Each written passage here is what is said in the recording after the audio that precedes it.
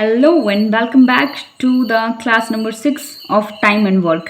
तो आज हम चलेंगे टाइम एंड वर्क की क्लास नंबर 6 में और सीखेंगे नई चीज़ें। तो है 8 women complete work in 6 days, मतलब 8 महिलाएं हैं और वे किसी काम को करने में कितने दिन ले रही हैं? 6 दिन। ये 8 वुमेन होती हैं एफिशिएंसी। ये दिमाग में बिठा लो बस, क्यों कैसे, डोंट आस्किंग क्वेश्चन। ये होती है एफिशिएंसी और ये हमारा होता है टाइम।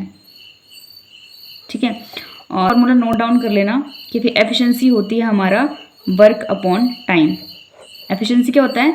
Work upon time. तो जब आपको एफिशिएंसी दी हुई है, आपको टाइम दिया हुआ है, तो आप वर्क निकाल सकते हैं कि नहीं निकाल सकते? ऑब्वियस ही बात है, निकाल सकते हैं वर्क। तो वर्क क्या हो जाएगा? Efficiency multiply time. तो जब भी आपको ये स्टेटमेंट, इस टाइप की क्वेश्चन की स्टेटमेंट देखने को मिलती है कि 8 वुमेन कंप्लीट वर्क इन इतने डेज, ये ऐसा कुछ भी दिखता है कि इतने वुमेन जो हैं वो किसी काम को करने में इतना टाइम ले रही हैं। यहाँ वुमेन की जगह पे मैन भी आ सकता है, बॉय गर्ल चिल्ड्रन कुछ भी आ सकता है यहाँ पे। ठीक है, तो स्टेटमेंट को समझना है। जब भी इस टाइप की फ्रेमिंग आपको दिखती है, आपको क्या करना है? This is our efficiency, this is our time. तो आपको करना क्या है? आपको ये फॉर्मूला लगा करके वर्क निकाल लेना है। सबसे पहला काम आपको यही करना है इसमें।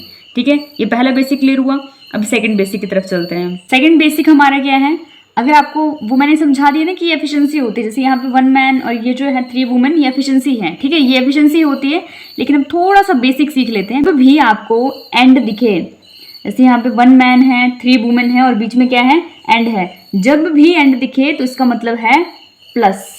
ये बेसिक ध्यान रख लो, जब भी एंड दिखे मतलब प्लस। आप ऐसे लिख सकते हैं शॉर्ट फॉर्म में, 1 मैन तो 1 एम लिख दो शॉर्ट फॉर्म में, एंड लिखा है, एंड का मतलब प्लस, और 3 वुमेन तो 3 डब्ल्यू लिख दो शॉर्ट फॉर्म में।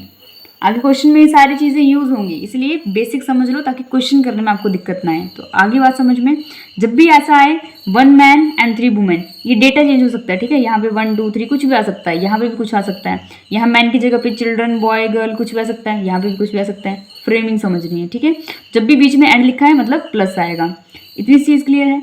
इतनी चीज़ क्लियर है तो एक और बेसिक सिखा देती हूँ आपको। तो अगला बेसिक, बेसिक नंबर 3, देखो सेम वैसे हैं, बस फर्क है एंड और का। तो जब एंड होता है तब हम प्लस करते हैं, और ये चीज़ अब नोट डाउन कर लेना कि जब और होता है तब हम इक्वलिटी का साइन यूज़ करते हैं। Got it?